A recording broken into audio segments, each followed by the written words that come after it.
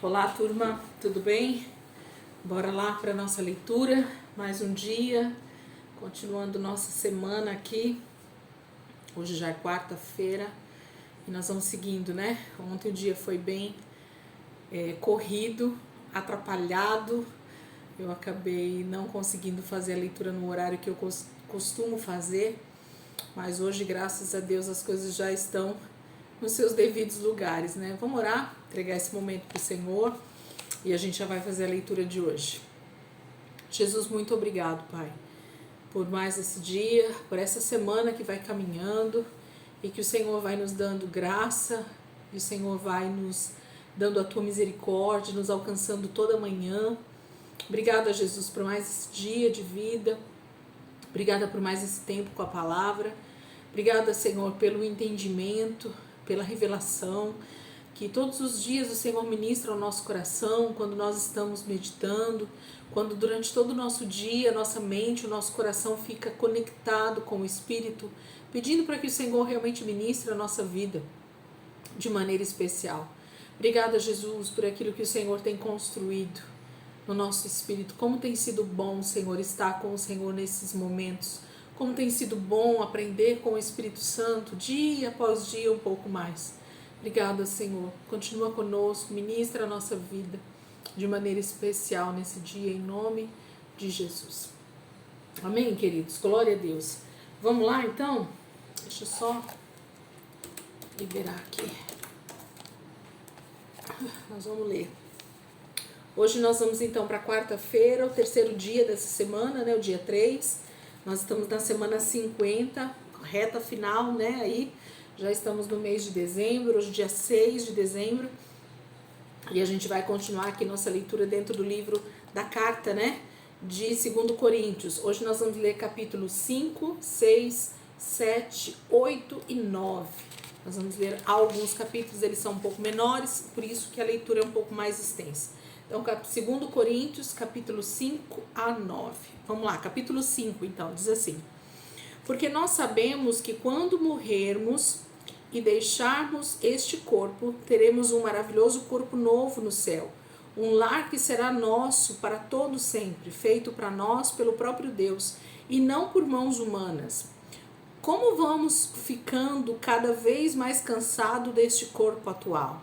Eis porque esperamos com ansiedade o dia quando teremos um corpo celestial, que vestiremos com roupas novas, porque nós não seremos apenas espíritos sem corpo.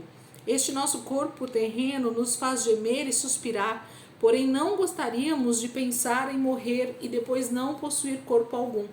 Desejamos revestir-nos do nosso novo corpo, de maneira tal que este corpo mortal seja absorvido pela vida. Isto é o que Deus preparou para nós, e como garantia Ele nos deu o seu Espírito Santo. Agora estamos confiantes e compreendemos que cada instante que gastamos neste corpo terreno é tempo gasto longe do nosso lar eterno com o Senhor. Sabemos que essas coisas são verdadeiras pelo que cremos e não pelo que vemos. E não estamos com medo, e sim bem animados para deixar de viver neste corpo, porque assim habitaremos com o Senhor. Assim, o nosso alvo é agradá-lo sempre em tudo quanto fazemos, quer estejamos aqui neste corpo ou fora deste corpo, porque todos nós teremos de comparecer diante do tribunal de Cristo para sermos julgados. Cada um de nós receberá o que merecer pelas coisas boas ou más que tiver feito neste corpo terreno. É por causa desse reverente temor ao Senhor, sempre presente em nossas vidas, que trabalhamos tão arduamente para ganhar os outros. Deus conhece o nosso coração e sabe que Ele é sincero nessa questão. E eu espero que vocês, bem no íntimo, verdadeiramente o saibam também. Estamos nós procurando elogiar-nos a nós mesmos outra vez?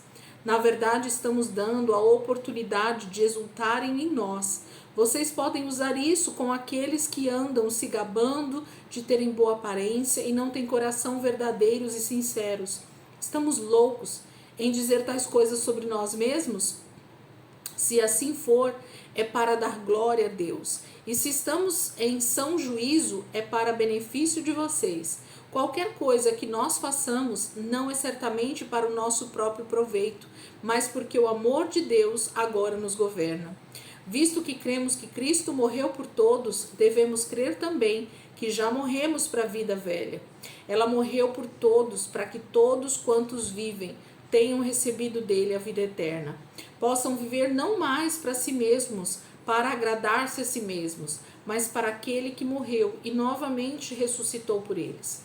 Portanto, deixem de ficar avaliando os servos de Cristo pelo que o mundo pensa a respeito deles, ou por aquilo que apresentam ser exteriormente. Antigamente, erradamente, considerávamos Cristo como um simples ser humano igual a nós. Como pensamos de modo diferente agora. Quando alguém está em Cristo, torna-se uma pessoa totalmente nova por dentro. Já não é mais a mesma pessoa. As coisas antigas já passaram e teve início uma nova vida. Todas essas coisas novas vêm de Deus, que nos trouxe de volta a si mesmo, por meio daquilo que Cristo Jesus fez. E Deus nos deu o privilégio de insistir com todos para que se reconciliem com Ele. Pois Deus estava em Cristo reconciliando o mundo para si, não levando mais em conta os pecados dos homens contra eles, e sim apagando-os. Esta mensagem maravilhosa da reconciliação, Ele nos deu para transmitir aos outros. Somos embaixadores de Cristo. Deus nos está usando para falar a vocês. Nós lhe imploramos, como se o próprio Cristo estivesse aqui suplicando a vocês. Aceitem o amor que Ele lhes oferece. Reconciliem-se com Deus. Aquele que não conheceu o pecado, Ele o fez pecado por nós, para que nele nos tornássemos justiça de Deus. Capítulo 5, Paulo fala sobre essa expectativa, desse corpo transformado, dessa vida diante de Deus eternamente, dessa recompensa que nos está preparada desde a eternidade, Deus tem um propósito de andar conosco eternamente, de viver conosco eternamente. Esse é o propósito eterno de Deus, A salvação daqueles que têm dado ouvidos à sua voz, Que têm entregue a sua vida realmente ao Senhor. Então Paulo vai falar um pouquinho sobre isso, e ele fala que se isso parece loucura, que seja, não importa, porque realmente o evangelho para a grande maioria é loucura, Essa visão de uma vida eterna, de uma vida totalmente cheia de renúncias nesse mundo caído, para a maioria é loucura. Capítulo 6. Como cooperadores de Deus, nós imploramos a vocês que não desprezem essa mensagem maravilhosa da graça de Deus, pois Deus disse: seu clamor chegou a mim numa época favorável, quando as portas do acolhimento estavam bem abertas. Eu ajudei a você num dia quando a salvação estava sendo oferecida. Agora mesmo Deus está pronto a dar-lhes acolhida. Hoje é o dia da salvação.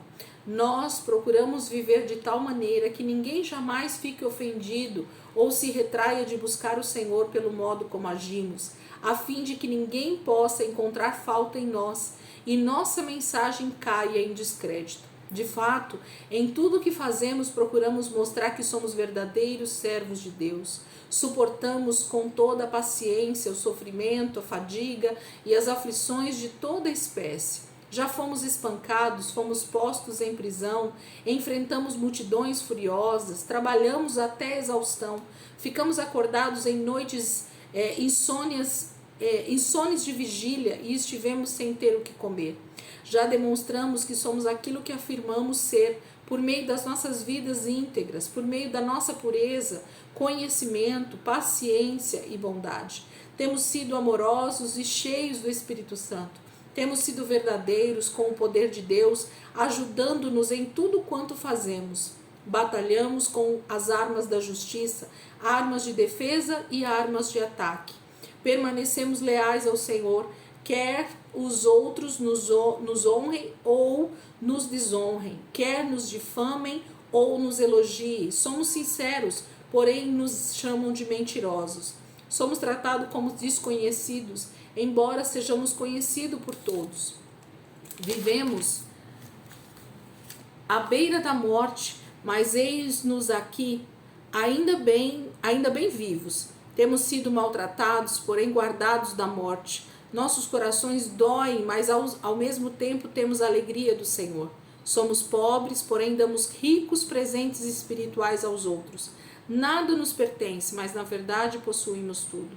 Meus queridos amigos de Corinto, eu contei-lhes tudo quanto sentia. Eu os amo de todo o coração. Qualquer frieza que haja entre nós não é por falta de amor de minha parte, mas vocês estão limitando o amor que têm por nós. Eu lhes falo agora como se vocês fossem verdadeiramente meus filhos. Abram seus corações para nós, retribuam nosso amor. Não entrem debaixo do mesmo jugo daqueles que não amam o Senhor, pois que tem o povo de Deus em comum com o povo do pecado. Como pode a luz conviver com as trevas? E que harmonia pode haver entre Cristo e o diabo? Como pode um crente ser companheiro de alguém que não crê? E que união pode existir entre o templo de Deus e os ídolos? Pois vocês são o templo de Deus, a casa do Deus vivo. E Deus disse a respeito de vocês: eu morarei neles e andarei entre eles, serei o seu Deus e eles serão meu povo. É por isso que o Senhor disse: larguem deles, separem-se deles, não toquem nas suas coisas imundas, e eu receberei vocês. Eu serei um pai para vocês, e vocês serão meus filhos e minhas filhas, diz o Senhor Todo-Poderoso. Então, capítulo 6, Paulo está falando sobre essa questão de, mesmo diante de toda a adversidade que a igreja possa estar, né, diante dela, há uma salvação. O Senhor está disposto o tempo inteiro a nos receber, a nos acolher, a nos salvar. Há um tempo favorável para isso, né? E esse é o dia que o Senhor tem feito, quando nós então somos alcançados pela graça, né? Ele fala que o cristão precisa entender que há essa dignidade em se separar para Deus, em fazer da vida com Deus realmente uma vida de santidade, uma vida de santidade. Essa é a palavra que eu tenho que usar. Paulo diz: não tem como nós nos acharmos não dignos, né, mas de nós acharmos que nós podemos estar misturados com esse mundo, com o pecado, e acharmos que isso vai agradar ao Senhor, quando não vai. Nós precisamos estar o tempo todo vigilantes diante daquilo que nos é proposto no nosso dia a dia, para que nós não venhamos nos contaminar, para que nós venhamos estar sempre diante do Senhor, para que a nossa vida seja realmente um reflexo de Cristo, para que as pessoas possam aceitar a nossa pregação, para que a nossa fala esteja de acordo com as nossas atitudes, porque a pregação muitas vezes ela cai em descrédito, como Paulo está falando aqui, porque as pessoas acham que pregar uma coisa e viver outra é o verdadeiro evangelho, e não é. Nós precisamos pregar aquilo que vivemos, nós precisamos falar daquilo que vivemos, nós precisamos realmente viver aquilo que falamos. Essa tem que ser a nossa posição como cristão. Capítulo 7. Queridos amigos, tendo promessas tão grandes como estas, afastemo-nos de tudo que contamina o corpo e o espírito, e nos purifiquemos, vivendo no temor a Deus, dedicando-nos somente a Ele. Eu lhes peço que abram seus corações novamente para nós, pois nenhum de vocês sofreu de nós qualquer injustiça, nenhum só dentre vós foi desencaminhado. Não enganamos a ninguém e não nos aproveitamos de ninguém. Não estou dizendo isso para repreendê-los ou censurá-los, pois como eu já disse antes, vocês estão para sempre em nosso coração, e estejamos juntos, tanto para morrer como para viver. Eu tenho em vocês a maior confiança e me orgulho grandemente de vocês. Vocês me têm encorajado muitíssimo. Minha alegria transborda, apesar de todo o meu sofrimento. Quando nós chegamos à Macedônia, nem pudemos descansar. Por fora havia aborrecimentos por toda parte ao nosso redor, e dentro de nós os nossos corações se encheram de temor. Foi então que Deus, aquele que anima os abatidos, revigorou-nos com a chegada de Tito. Não só a sua presença foi uma alegria, mas também as notícias que ele nos trouxe a respeito da esplêndida temporada que passou com vocês. Quando ele me contou como vocês estavam ansiosos por minha visita e como estavam tristes pelo que tinha sucedido, assim como da lealdade e caloroso afeto que vocês têm para comigo, exultei de alegria. Não estou arrependido por ter-lhes enviado aquela carta, ainda que estivesse muito triste durante algum tempo, percebendo como ela seria dolorosa para vocês. Entretanto, ela só os entristeceu por um curto momento. Agora alegro-me por tê-la remetido, não porque ela os entristeceu, mas porque a dor fez com que vocês se voltassem para Deus. Foi uma espécie de tristeza que Deus quer que o seu povo tenha, e assim não causamos nenhum mal a vocês. Porque Deus, às vezes, utiliza a tristeza em nossas vidas para nos ajudar a nos afastarmos do pecado, nos arrependermos, para assim nos levar à salvação. Já a tristeza do homem incrédulo não é a tristeza do arrependimento verdadeiro e produz morte. Vejam só quanto bem lhes fez essa tristeza enviada pelo Senhor. Vocês não encolheram mais os ombros, mas tornaram-se fervorosos e sinceros, e muito ansiosos para se libertarem do pecado acerca do qual eu lhes tinha escrito. Ficaram preocupados e com medo com o que sucedera. Vocês fizeram tudo o que podiam para corrigir a situação. Escrevi-lhes daquela maneira para que o Senhor pudesse revelar quanto vocês na realidade nos consideram, e não por causa de quem ofendeu, nem por causa da pessoa que foi ofendida. Pelo contrário, escrevi esta carta para tornar claro a vocês que Deus sabe da dedicação de vocês para conosco. Além do estímulo que vocês nos deram com o seu afeto, nós ficamos ainda mais alegres vendo o contentamento de Tito, porque vocês lhe deram uma acolhida tão boa e o seu espírito recebeu o refrigério de todos vocês. Eu disse a ele como ia ser, e contei-lhe antes que ele fosse do meu orgulho por vocês, e vocês não me desapontaram. Eu sempre lhes disse a verdade, e agora ficou provado que eu me orgulharei diante de Tito com razão. A sua estima por vocês fica maior ainda quando lembra da maneira pelo qual vocês o escutaram de tão bom grado, recebendo-o com tanto temor e tremor. Como isso me deixa feliz em poder ter plena confiança em vocês. Capítulo 7, Paulo traz aquilo que eu havia dito, né? Que ele está pedindo para as pessoas realmente se santificarem, né? Se separarem, que Deus tem promessas tão poderosas para nós, e realmente não é fácil viver uma vida de santificação, uma vida de busca, né? Por esse lugar de intimidade com o Senhor e essa santificação que nós precisamos, mas é necessário.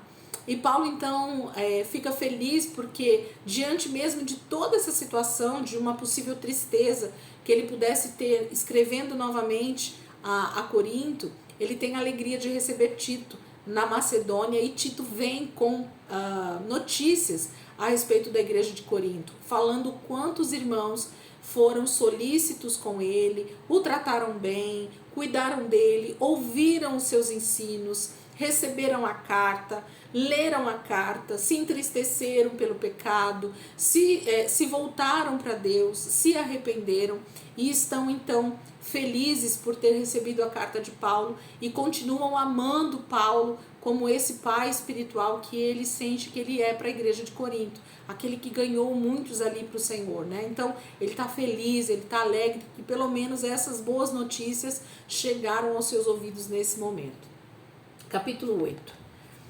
Agora, irmãos, queremos contar-lhes o que Deus, em sua graça, tem feito pelas igrejas da Macedônia. Apesar de terem elas passado por muitas dificuldades e apertos, misturaram sua grande alegria com sua profunda pobreza, e o resultado foi uma generosidade transbordante. Eles deram não somente aquilo que podiam dar, mas muito mais do que isso, e posso testemunhar que assim o fizeram de vontade própria. Eles nos suplicaram que levássemos o dinheiro a fim de poderem participar da alegria de ajudar os santos. Eles fizeram além das nossas expectativas, porque a primeira atitude deles foi entregarem-se ao Senhor e depois a nós para quaisquer ordens que Deus lhe pudesse dar por nosso intermédio. E ficaram tão entusiasmados com isso que insistimos com Tito, que primeiramente já havia incentivado vocês a contribuir, que os visitasse e animasse a completar sua participação nesse ministério da contribuição. Vocês têm se destacado em tantos sentidos, na fé, na palavra, no saber, no entusiasmo e no amor por nós. Eu desejo agora que também se destaquem no espírito de contribuir com alegria.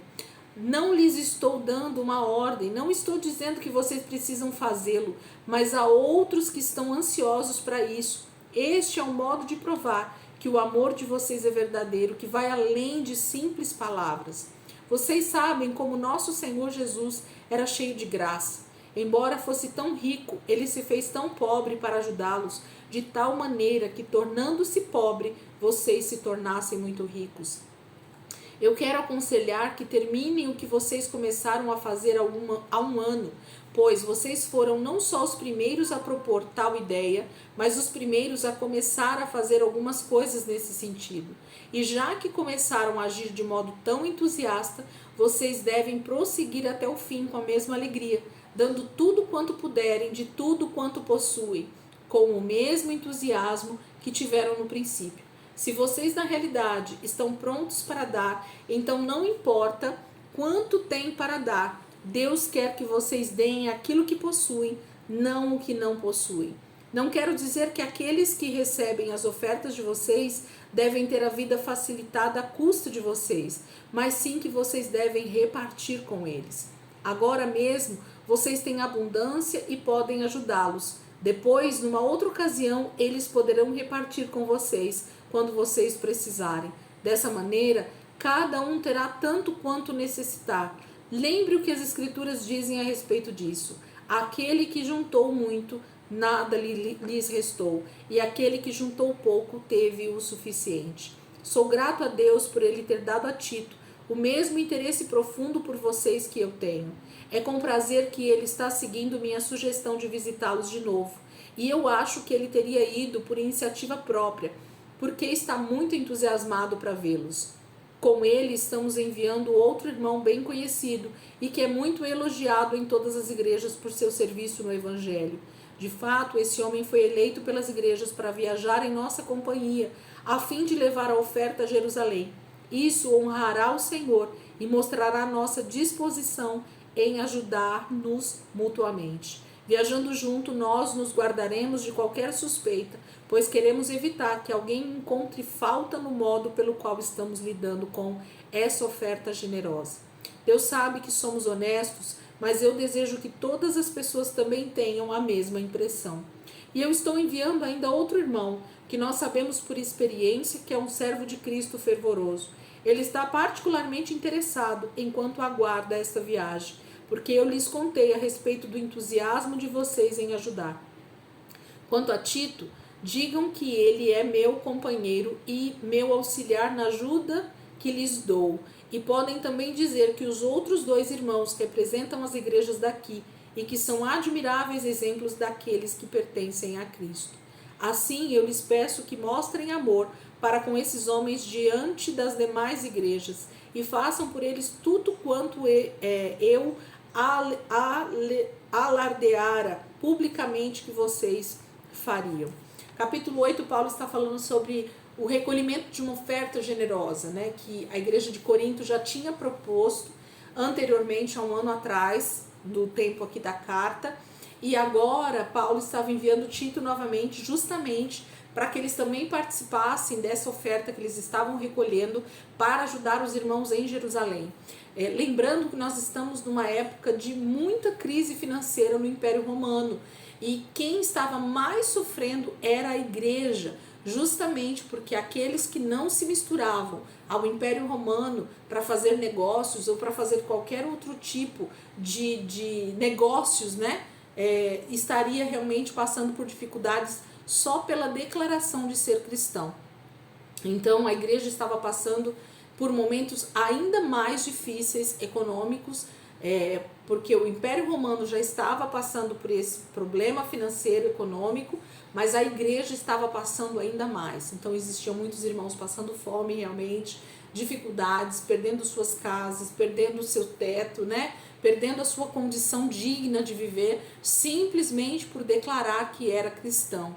Então as ofertas dos irmãos vinham numa hora sempre muito boa, né? Ajudando aqueles que estavam passando por reais necessidades. E Paulo fala para eles: olhem realmente para aquilo que Deus tem feito na vida de vocês e não guardem aquilo que não é para ser guardado, aquilo que é semente precisa ser semeado no reino de Deus. Isso nós falamos a respeito de dinheiro, e é isso que Paulo também está falando a respeito de dinheiro, né? Que nós devemos sempre estar com o nosso coração disposto a ofertar, a realmente abençoar vidas, a semear sementes no reino de Deus através da nossa vida, na vida dos nossos irmãos, das pessoas que precisam.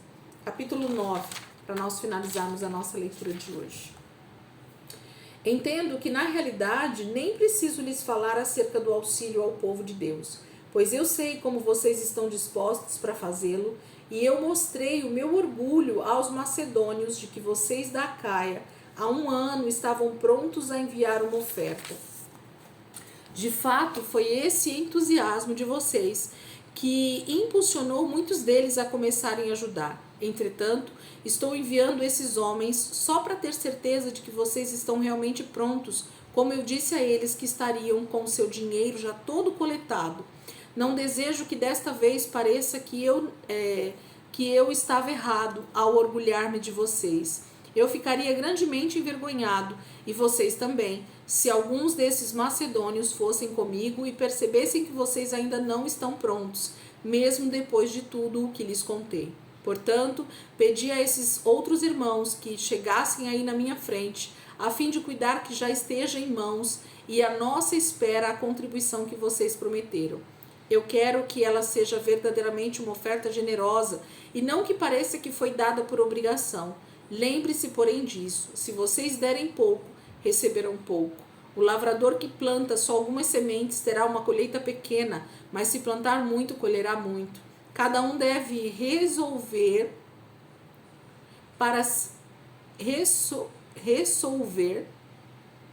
acho que essa palavra está errada aqui, por si mesmo, quanto vai dar, é resolver mesmo. Não forcem ninguém a dar mais do que realmente deseja, pois Deus ama aos que dão com alegria. Deus pode ajeitar isso para vocês, dando-lhes tudo o que necessitam. E mais ainda, para que não só haja o suficiente para suas próprias necessidades, mas também sobre em abundância para darem prazerosamente aos outros. Como dizem as Escrituras, o homem piedoso dá generosamente aos pobres, as boas obras dele permanecerão para sempre.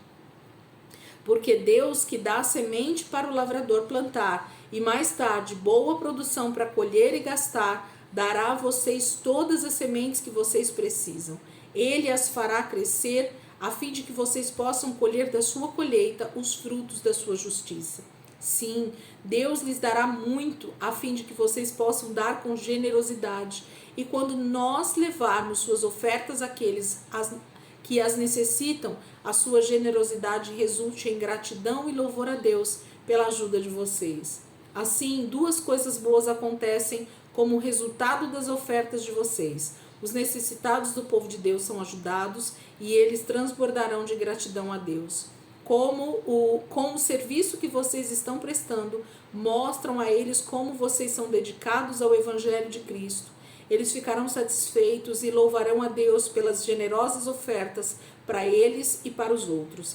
E eles orarão por vocês com profundo fervor e amor por causa da maravilhosa graça de Deus manifestada por meio de vocês. Graças a Deus pela sua dádiva maravilhosa, uma dádiva que não pode descrever com palavras. Capítulo 9, então, ele fala que ele está enviando os irmãos na frente para ter certeza, né, de que tudo está pronto para quando ele chegar, essa oferta que eles estavam recolhendo para ir para Jerusalém já esteja pronta, né? Eles não tenham que chegar e ainda falar sobre isso e perder tempo em se reunirem para que essas ofertas cheguem nas mãos de Paulo e dos outros irmãos que estão indo em direção à Judéia para levar essas ofertas aos irmãos que estão passando necessidades lá. Então Paulo já elogia a igreja de Corinto de antemão, dizendo que sabe que eles não vão decepcioná-lo nisso, porque é Deus quem está dando condições para eles fazerem essa oferta, né? É Deus quem está dando semente para que eles semeiem no reino de Deus, para que eles ajudem os irmãos, para que nós realmente sejamos uma comunidade de cristãos, mesmo distantes por cidades e países, mas o mesmo amor, ele opera, né? em toda a igreja de Cristo, em toda a terra. Assim deveria ser o corpo de Cristo. Aqueles que estão prontos a ajudar a quem está necessitando naquele momento. O Senhor vai dando, né, condições ao corpo de Cristo de suprir as necessidades uns dos outros no momento que se precisa. Gente, lembrando que eu fiz esse estudo lá das cartas de Paulo, tá aí no canal, nós fizemos isso aprofundado, então a gente fala disso com mais profundidade, né? A gente fala um pouco mais sobre esses assuntos, mostrando dentro do texto o que Paulo está realmente querendo mostrar, os detalhes, né, daquilo que está escrito no texto, e que aqui na leitura a gente não tem esse tempo. Então, se você pode, gaste um pouquinho mais de tempo no seu dia aí, tanto na meditação da palavra, quanto em dar uma olhadinha nesses estudos, para vocês irem entendendo um pouco mais o que as cartas, né, de Paulo nesse momento para a igreja faziam, né, como Paulo queria realmente comunicar a vontade do Senhor e a generosidade que Deus estava esperando do seu povo nesse momento. Amém? Então, Deus abençoe, ótima quarta-feira aí para vocês, que o Senhor possa continuar ministrando o nosso coração através dessa carta. Nós ainda vamos amanhã terminar aqui então os últimos 3 capítulos que faltam, né? 10, 11, 12, 13, na verdade 4 capítulos que faltam. E amanhã a gente já termina então 2 Coríntios. E depois a gente volta para Atos e começa Romanos.